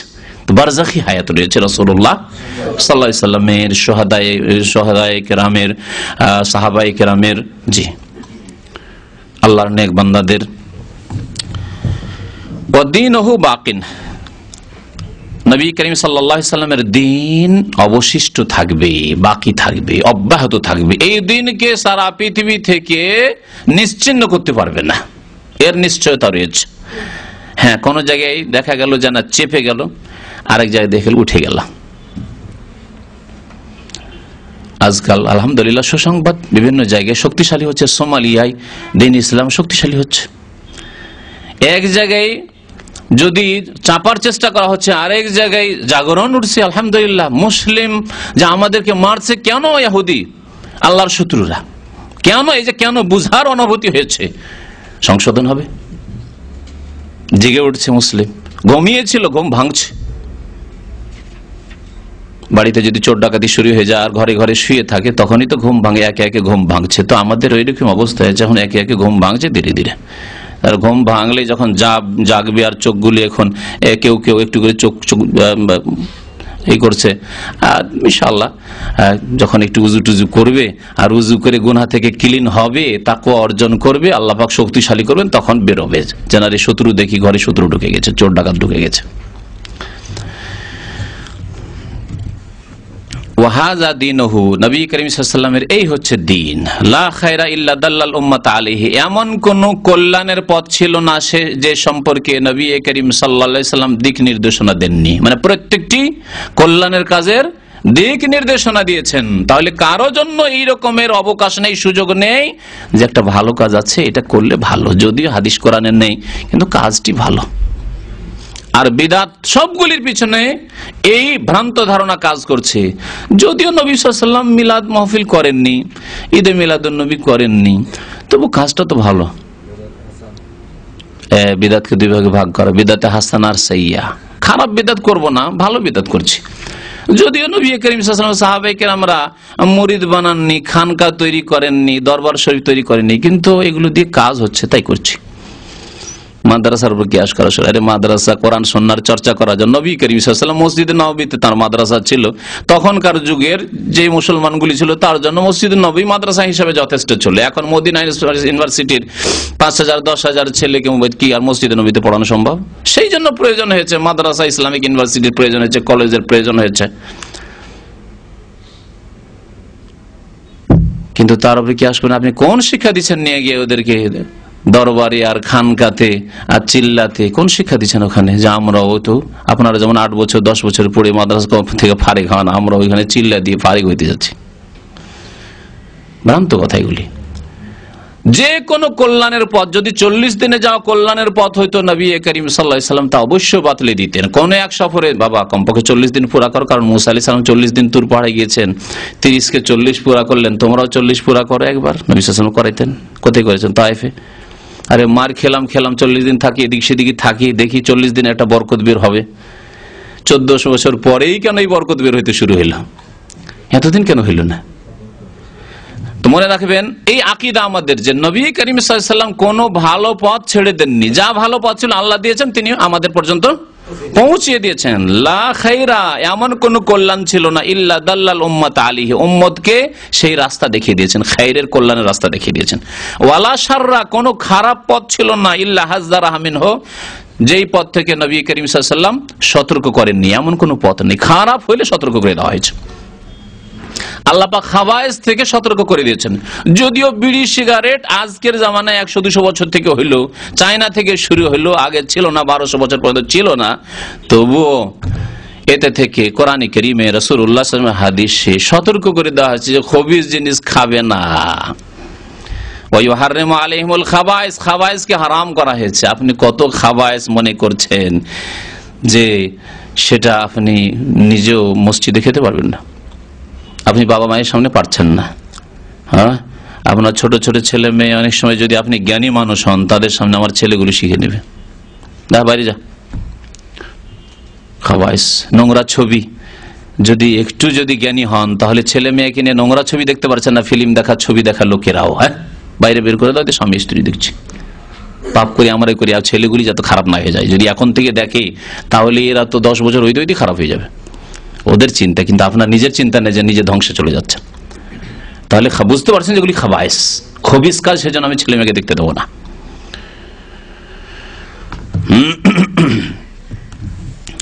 ওয়াল খায়র আল্লাযী দাল্লা আলাইহি, আর সার্বিক কল্যাণ যার জন্য নবী করিম সাল্লাল্লাহু আলাইহি ওয়াসাল্লাম দিক নির্দেশনা দিয়েছেন, রাস্তা বাতলিয়ে দিয়েছেন, তা হচ্ছে তাওহীদ, আল্লাহর একত্ব।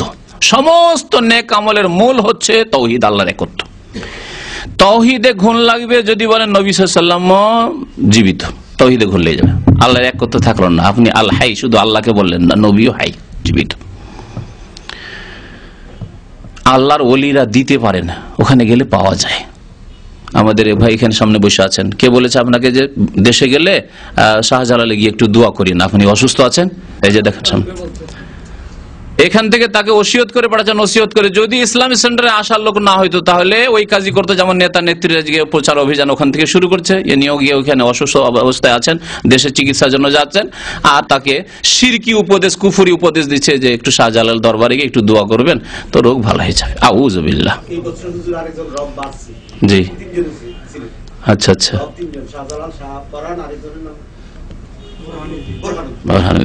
আরো হবে।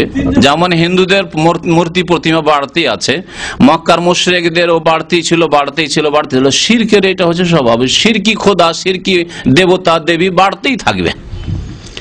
হ্যাঁ, শিরকের আড্ডাগুলি বাড়তেই থাকবে। আর এলাহুল হক আল্লাহ আহাদ, আদম আলাইহিস সালামকে আল্লাহ আহাদ শিখিয়েছিলেন, নূহ আলাইহিস সালামকে আল্লাহ পাক শিখিয়েছেন হাজার হাজার বছর থেকে, বরং তার আগে ফেরেশতাগণকে আল্লাহ পাক আল্লাহ আহাদি শিখিয়েছেন, ওই আহাদি থাকবেন। আমাদের রব একই থাকবেন। আরবাবুন মুতাফাররিকুন খায়রুন আমিল্লাহুল ওয়াহিদুল কাহার। আল্লাহ পাক বলছেন সূরা ইউসুফে যে তোমার যদি অনেক মনিব থাকে এটা ভালো না একটা মনিব থাকা ভালো। আমার ওপর যদি আমার শুধু ডাইরেক্টরের হুকুম চলে তো কত সহজ, ডাইরেক্টরকে ঠিক রাখলেই ওর তলবগুলি ডিমান্ডগুলি পুরো করে দিলে আমার ডিউটি শেষ হয়ে গেল, ঠিক না?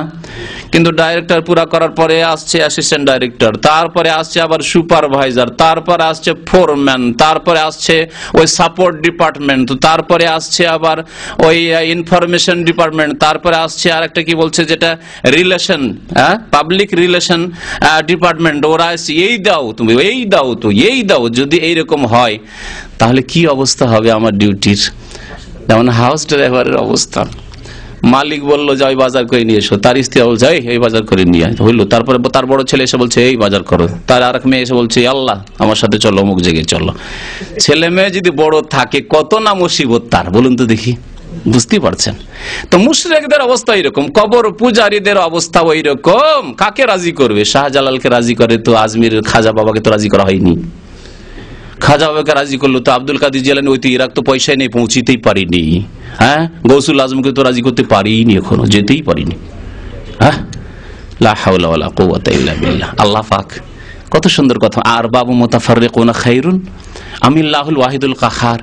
এতগুলি আর বাবুন আরবাব, রব্বের জামা, এতগুলি রব, তোমাদের দেবী দেবতা আর মাজার, খাজা আর শাহজালাল আর অমুক আর তমুক, এগুলি তোমাদের জন্য খায়র, এগুলি ভালো না আমিল্লাহুল ওয়াহিদ, সে আল্লাহ যিনি আল ওয়াহিদ আল কাহার, যিনি সর্বজয়ী সর্বশক্তিমান, তিনি ভালো তোমাদের জন্য যথেষ্ট। আল্লাহ পাককে রাজি করে নিয়েছো, পৃথিবীর কি আমার কথায় রাজি হইল, আমার নামাজে রাজি হইল, আমাকে দেখে শুনে রাজি হইল, আমার চাল চলন রাজি হইল না হইলো এটা আমার দেখার নাই।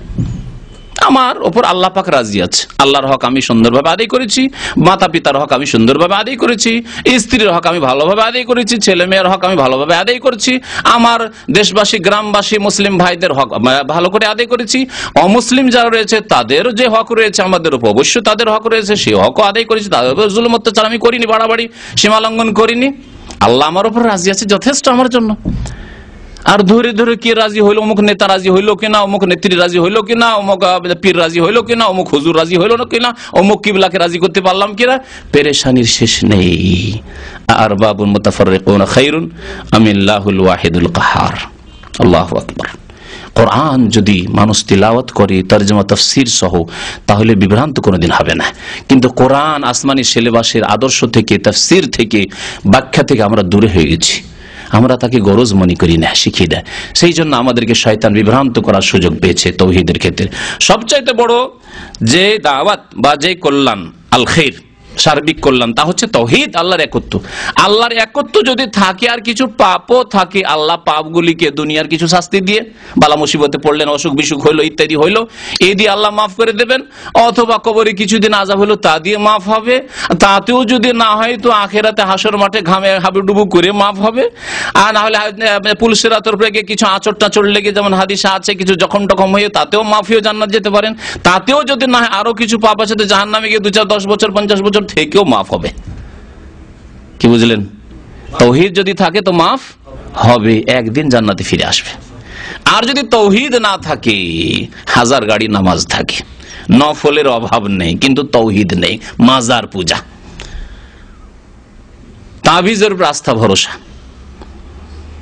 মাজারে গিয়ে খাসি মোরগ জবাই করা, মাজারের জন্য মান্নত করা, চাদর চড়িয়ে আসা, আল্লাহ কোনোদিন মাফ করবেন না। নামাজ রোজা কোনো কিছুই কাজে আসবে না, ওগুলোর জন্য আল্লাহ দুনিয়াতে দিয়ে দেবেন। হ্যাঁ, বিদাতিরা অনেকে ধনী পয়সাওয়ালা, অনেকে বড় বড় নেতৃত্বে অধিষ্ঠিত, বড় বড় নেতৃত্ব তারা দিচ্ছে, দুনিয়ায় দিয়ে দিচ্ছেন, ভালো কিছু কাজ করছে, দুনিয়া আল্লাহ পাক দিয়ে দিচ্ছেন তাদেরকে। আল্লাহ পাক যারা কিছু ভালো কাজ করে তাদের আমলকে একেবারে নষ্ট করে দেন না, এই জন্য পার্থিব জগতে দুনিয়াতেই দিয়ে দেন। কিন্তু মুমিনদেরকে, তৌহিদবাদীদেরকে, আল্লাহর একত্রে যারা বিশ্বাসী, আল্লাহর একত্রের প্রতিষ্ঠাকারী যারা, তাদেরকে আল্লাহ দুনিয়াও দেবেন, আখিরাতও দেবেন, যাদের প্রশংসা আল্লাহ পাক করেছেন। হ্যাঁ, ওয়ামিনহুম মান ইয়াকুলু রাব্বানা আতিনা ফিদ দুনিয়া হাসানা ওয়া ফিল আখিরাতি হাসানা, দুনিয়ারও হাসানা আল্লাহ দেবেন আর আখিরাতের হাসানা দেবেন। ওয়া কিনা আযাবান নার, জাহান্নামের আযাব থেকে আল্লাহ রেহাই দেবেন ইনশাআল্লাহ। তো আল্লাহ যেন আমাদেরকে এর তৌফিক দান করেন। উলাইকা লাহুম নাসিবুম মিম্মা কাসাবু আল্লাহু সারিউল হিসাব, এরা যা কিছু উপার্জন করবে তাদের আল্লাহ তাদের নসিব দেবেন, তাদের নসিব ভালো করবেন, তাদেরকে আল্লাহ বড় অংশ দেবেন। আল্লাহ পাক যেন আমাদেরকে বোঝার এবং আমল করার তৌফিক দান করেন। আল্লাহ পাক যেন আমাদের গুনাহ খাতা মাফ করে দেন, ভুল বুঝাবুঝি যেন আমাদের দূর করে দেন। আল্লাহ পাক আমাদের সংশয়গুলি, শুবহাতগুলি যেন দূর করে দেন। আল্লাহ পাক আমাদেরকে সহি আকীদা বুঝার, অনুধাবন করার আর তার প্রতি আমল করার, চলার যেন তৌফিক দান করেন। ব্যক্তি পূজার অন্ধত্ব থেকে আল্লাহ পাক আমাদের হেফাজত করেন। আমিন ইয়া রাব্বাল আলামিন। সাল্লাল্লাহু আলা নবিয়িনা মুহাম্মদ ওয়া আলা আলিহি ওয়া সাহবিহি আজমাইন।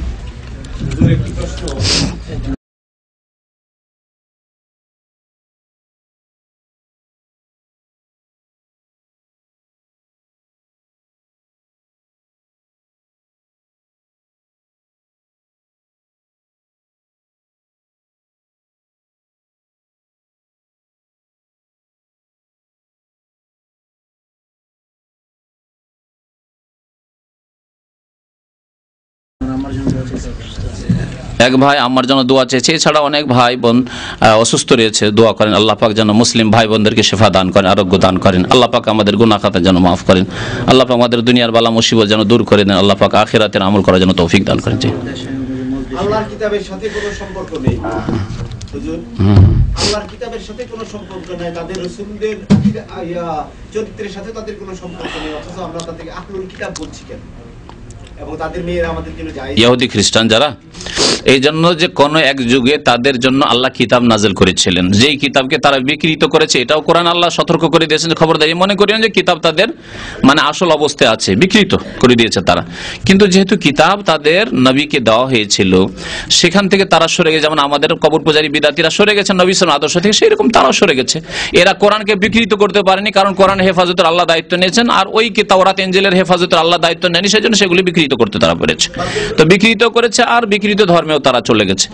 তারপরেও তাদেরকে আল্লাহ কিতাব ধারণকারী জাতি বলে আখ্যায়িত করেছেন, এবং তাদের সাথে আল্লাহ পাক বেশ কিছু বিধান রেখেছেন, বহাল রেখেছেন, যেগুলি মুশরিকদের সাথে, পৌত্তলিকদের সাথে নেই। বিবাহ শাদী করা আর তাদের জবাই কৃত পশু খাওয়া, জি, এগুলি বিধান। জি, হইচই করতে লাগলো যে মানুষ।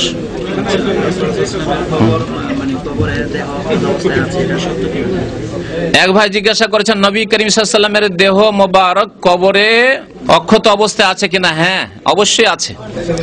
ভালো করে শুনে রাখেন, তার মানে এই নয় যে তিনি জীবিত আছেন দুনিয়ার মতো।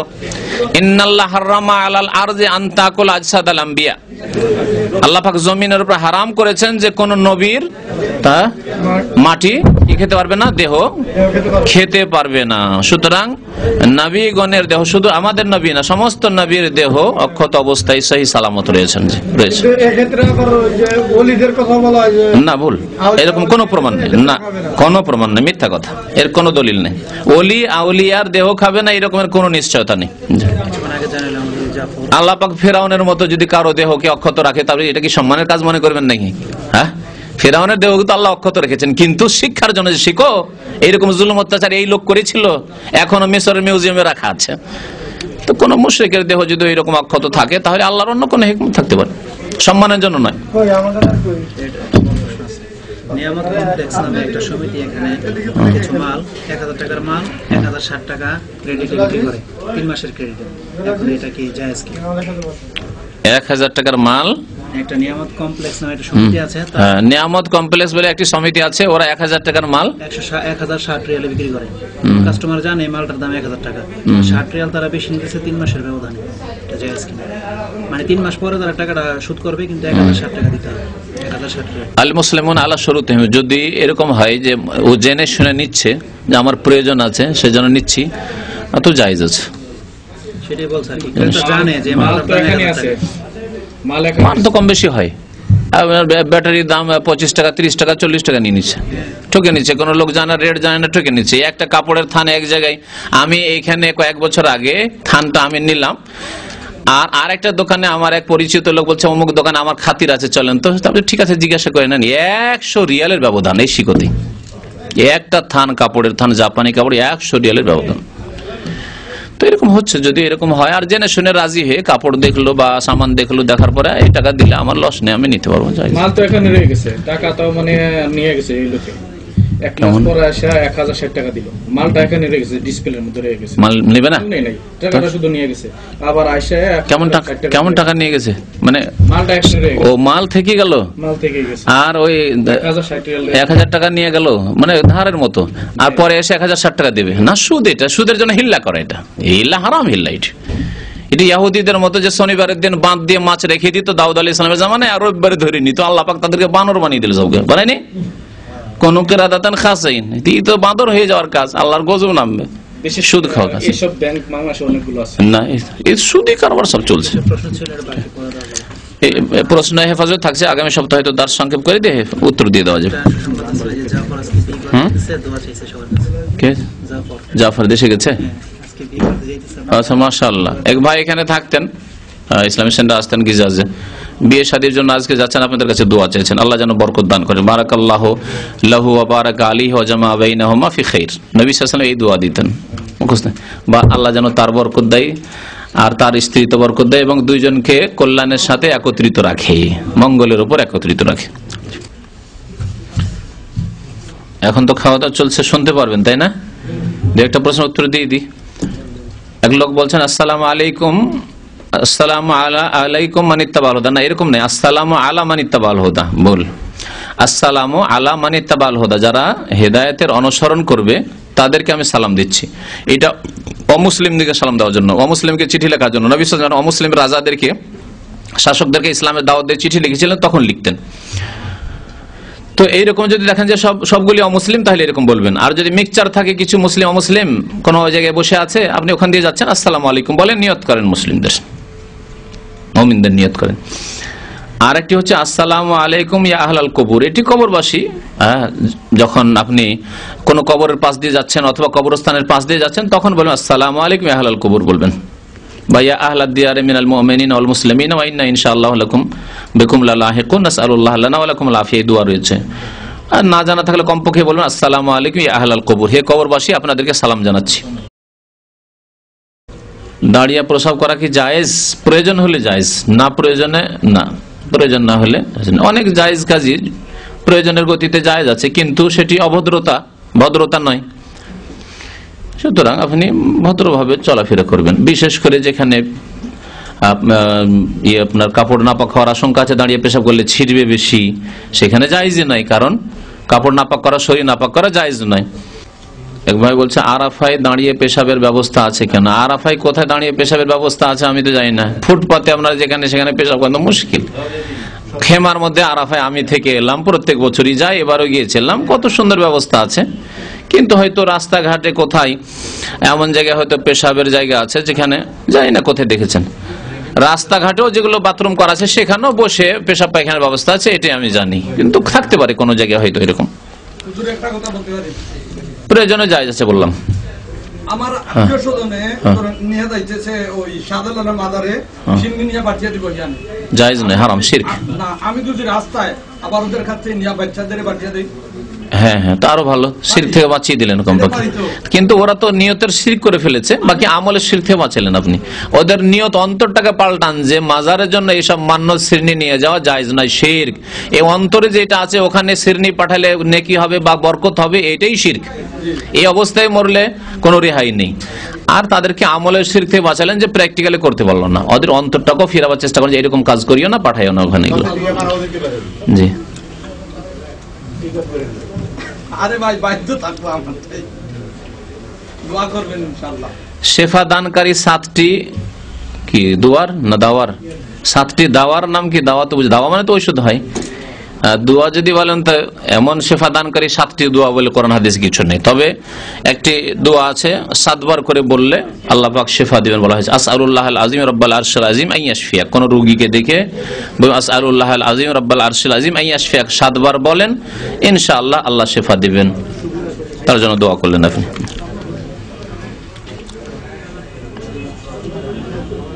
ওযু অবস্থায় যে কোনো কারণবশত উলঙ্গ হয় তবে কি ওযু নষ্ট হবে? না, ওযু ভঙ্গকারীর মধ্যে উলঙ্গ হওয়া নেই। আছে কি? হানাফি মযহাবে নেই, শাফি মালিকি কোনো মযহাবে নেই। উলঙ্গ হইলে নষ্ট হবে না, তবে লজ্জায় স্থানে হাত দিলে ওযু নষ্ট হয়ে যাবে, এটাই সহিহ। জি,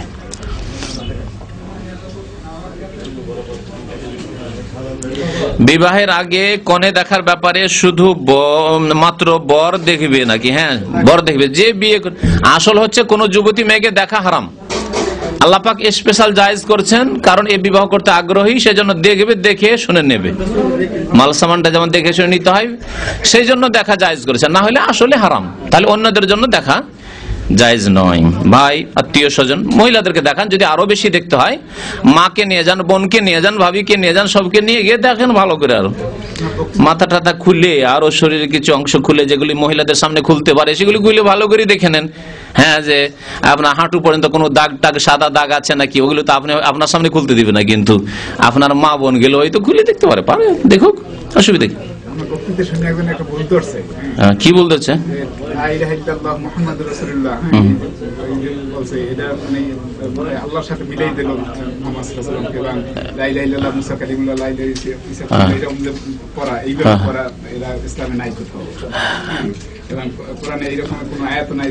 আমি তো বলি যে লা ইলাহা মুসা কালিমুল্লাহ পড়েন, কোথায় বলেছি? ধন্যবাদ।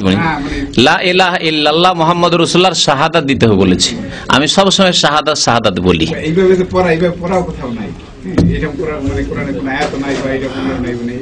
লা ইলাহা ইল্লাল্লাহ আপন জায়গায় আলাদা জুমলা, মুহাম্মাদুর রাসূলুল্লাহ আলাদা সেন্টেন্স, দুটো আলাদা আলাদা সেন্টেন্স। এই দুইটি বাক্যের শাহাদাত দিতে হবে, এটি হচ্ছে কথা। এই ক্ষেত্রে কিছু লোকেরা শব্দের বাড়াবাড়িতে আজকাল পড়ে গেছে, সেটি ভুল। যে এই লফজে লা ইলাহা ইল্লাল্লাহ মুহাম্মাদুর রাসূলুল্লাহ বলা যাবে না, বলছে আমি সাক্ষ্য দিচ্ছি যে আল্লাহ ছাড়া কেউ সত্য মাবুদ নেই, তো লা ইলাহা ইল্লাল্লাহ মুহাম্মাদুর রাসূলুল্লাহ সাক্ষ্য দিচ্ছি, দেখি কথা মুহাম্মাদুর রাসূলুল্লাহ মুহাম্মদ আল্লাহ রাসূল এর সাক্ষ্য দিচ্ছি। হ্যাঁ হ্যাঁ, এইরকম বাড়াবাড়ি ঠিক নাই, ঠিক না। আমার মনে হচ্ছে যে কোন আলেম এদের উত্তরে, এই কট্টরদের উত্তরে জমা করেছে যে হাদিসে লা ইলাহা ইল্লাল্লাহ মুহাম্মাদুর রাসূলুল্লাহ দুটো আছে। না না, লা ইলাহা ইল্লাল্লাহ মুহাম্মাদুর রাসূল শাহাদাত দানের কথা সবসময় বলেছি। লা ইলাহা ইল্লাল্লাহ মুহাম্মাদুর শিরক হয় না, ও জাহেল। যদি কেউ বলে যেটা শিরক হয়ে যায়, জাহেল। আলাদা আলাদা জুমলা, তাহলে আল্লাহ রসুলের আদেশ, তাহলে এটা শিরক হয়ে যায়। সমান করে দিলাম। এইখানে লেখা আছে লা ইলাহা ইল্লাল্লাহ মুহাম্মাদুর রাসূলুল্লাহর সাক্ষ্য দান করা, যদি কেউ আশহাদু দিয়ে বলে ভালো কথা, কিন্তু লা ইলাহা ইল্লাল্লাহ মুহাম্মাদুর রাসূলুল্লাহ এখন আমার কাছে নোট নাই, কিন্তু কোন আলেম মানে কোন কিতাবে নোট করেছে। এদের এই কট্টরদের উত্তর দেওয়ার জন্য যে লা ইলাহা ইল্লাল্লাহ মুহাম্মাদুর রাসূলুল্লাহ পর্যন্ত বলা যাবে। শুনে রাখেন, আমার কাছে ওকে আসতে বলবেন।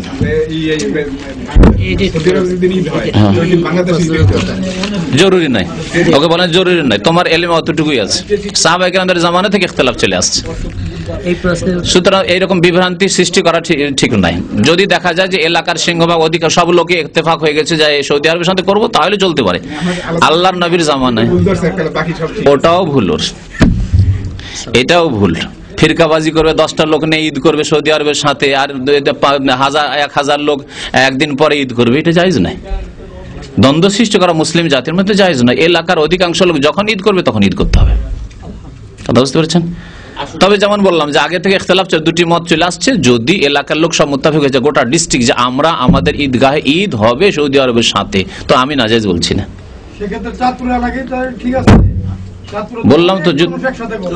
কিন্তু ওই ঈদগাহে যাতে এমন না হয় যে আজকে একদল ঈদ করে গেল, কালকে আরেক দল ঈদ করতে আসলো, এমন না হয়, এটি জায়েজ না, ফিরকাবাজি জায়েজ না। এটা কি আছে খোদা?